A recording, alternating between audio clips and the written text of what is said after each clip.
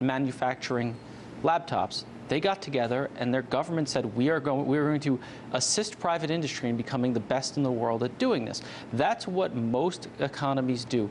We have rubbed off the complete idea of that, plus we've basically created trade policies that allow countries that do that to take our jobs. Right. Isn't free trade really an inaccurate term to begin with?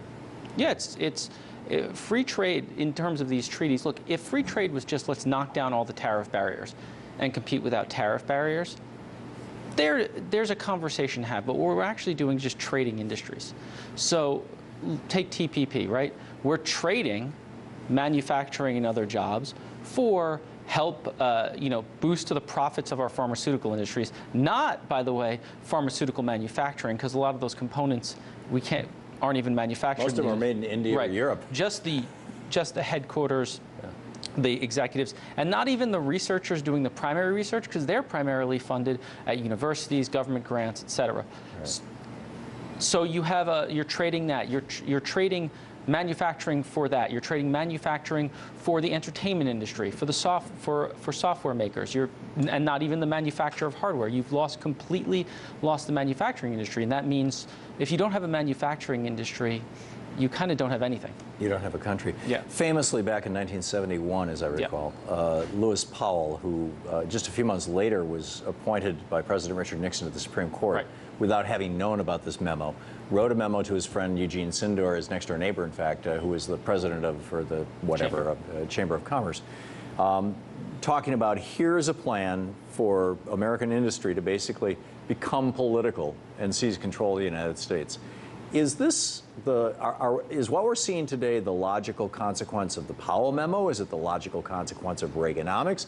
Was Reaganomics the logical consequence of the Powell memo? And to what extent did Bill Clintonomics play into this as well? I mean, he brought us the WTO and NAFTA. Right. And look, I think the Powell memo comes at an interesting moment in history, right?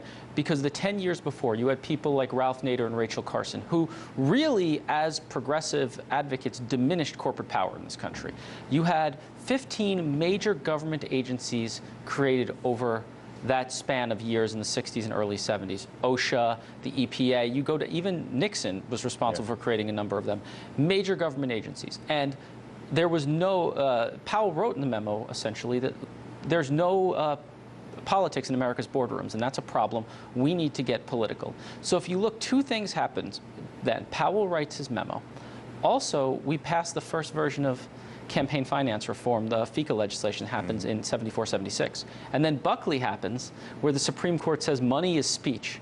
And guess what? Corporations were then able to take that money, take their speech, even though corporations can't spend money. And you see a rise of corporate PACs, a huge spike in lobbying, a huge spike in political expenditures leading into the Reagan administration, allowing Ronald Reagan to take over. At the first day of the Reagan administration, the Heritage Foundation published a book with 3,000 policy ideas for the Reagan administration. 2,000 of them were put in place. Amazing. Ari Ravenhoff, you're brilliant. It's always great having you with us. Thank you, Tom. Thanks so much. Thank you.